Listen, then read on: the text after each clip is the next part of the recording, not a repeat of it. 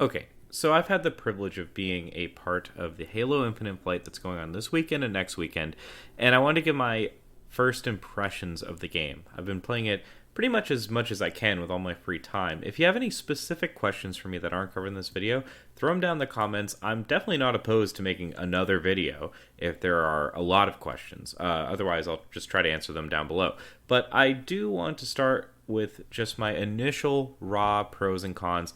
I'm going to disclose this a couple times during the video. I know that this is a beta. This is a flight test. This is not a final product. However, I think it's, pretty fair to be critical of a product that is going to be out in 2 months and that the richest company ever, not quite, but it's Microsoft, with basically infinite money, has had 6 years to make this. So I think it's fair to be a little critical.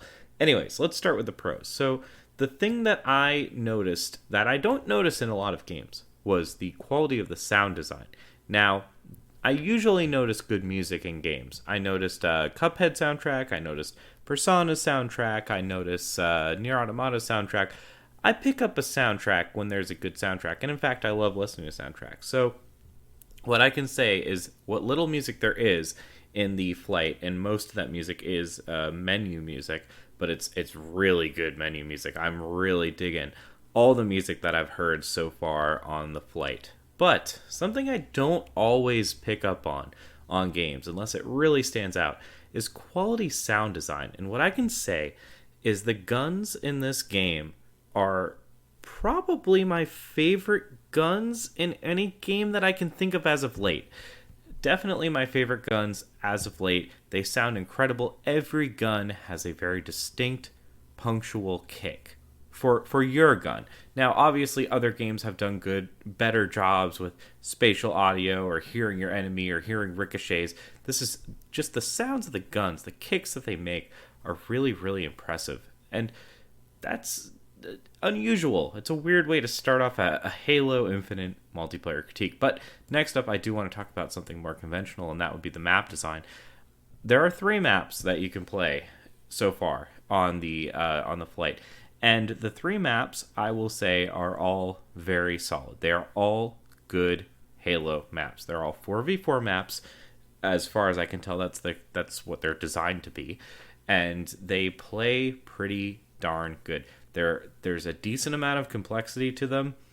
It's very easy to learn, hard to master in terms of the map design. I think that makes a good map, and there is a lot of verticality to it, which I am a huge fan of. There's at least 3 layers for each map. It seems like there's a lower level, an upper level, and a primary middle level. So it seems like there's a lot of nooks and crannies. There's a lot of obvious ways to kind of circumvent your opponents, to get the edge on them, to drop down from above, to escape, etc. Well, in going on the map design, the movement of this Halo game is pretty crispy. This is the best moving Halo I've played. That being said, I've not played Halo 5. Played every other Halo quite a bit, except for Halo 5. And yeah, you can move your Spartan around pretty well. It does feel a bit like you're sprinting through the mud when you sprint, but I think people who do not like sprint in Halo will be happy to hear that. So when I say the movement's good, there are a couple features that, well, yes, this is not true conventional Halo from 20 years ago. This is still, I think, it's done tastefully. So there's a slide that feels very good. It's not quite Apex level, but it feels nice, and you can definitely use it in a combat situation. You can clamber up ledges, which I think is that's just a modern thing that exists now. You can clamber up ledges in Doom. You can clamber up ledges in Halo. That's just how we do things in 2021, and it feels pretty good. That combined with the grapple hook, when you do get that equipment, makes for some pretty good movement in Halo. It does not feel like Call of Duty Advanced War or whatever the fuck. It feels pretty good. It still feels like Halo. Like I said, when you're sprinting, feels like you're sprinting through mud, and Master Chief wouldn't have it any other way. And last but not least, I just want to say on the plus side, it does feel like Halo. That's probably the best thing that I can say about it. Feels like a Halo game. My friends were asking, which Halo does it feel closest to?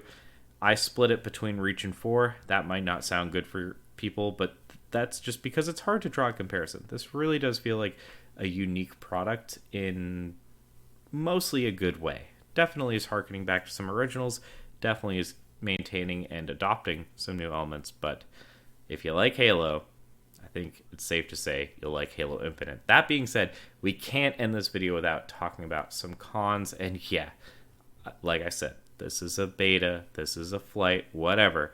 I still think, given the timeline, it's appropriate to call this stuff out. The game cannot run at 60 frames per second. I have an RTX 3080. I actually have an RTX 3080 Ti here too, but have not played Halo Infinite on it. I have an RTX 3080. For all intents and purposes, that's like the best graphics card on the market. I am playing the game at 1080p on a 1080p monitor at the moment due to other circumstances. And yeah, I cannot hit 60 frames per second on this game. I can hover between 56 and 58. I cannot ever hit 60 frames per second. I don't know. Jake, who has been on many episodes of the show, is rocking a 3060 Ti. He also can hit 30 frames per second. His performance seems much worse than mine. Like I said, I know it's a flight. This is still very concerning. Next is matches go on too long, and that's weird because Halo always has 50 kill slayers and etc. I can't tell if the maps are bigger or if the time to kill is worse or if we're all just new to the game. The matches take too long. These are 12-minute matches that are almost always going right up against that clock. And I don't really know what the solution is, because I'm not going to suggest that you redesign the maps or anything, but maybe first to 30 instead of 50 would work. I feel like there's a lot of dead time where you're running around and not finding anyone. That's a little disconcerting. And last but not least, this is me kind of pontificating. I'm not entirely sure about this, but me digging around the menus, I've started to become worried about the free-to-play aspect being shoved down your throat. There's talks of buying the premium pass during this flight. When you go to customize your Spartan, all it is what you have locked and unlocked, and it's all about the skins. I guess that's just gaming in 2021. However, I will just say, obviously 343 is not watching, but if there was an unlocked, so to speak, version of this game for like $60, you bet your ass I would buy it. But that's my thoughts on Halo Infinite's second flight that I am happy to be a part of. If you guys have any questions, let me know down below. Maybe I'll make another video depending on how the flight goes and if there's a lot of feedback. That's all. Catch you next time.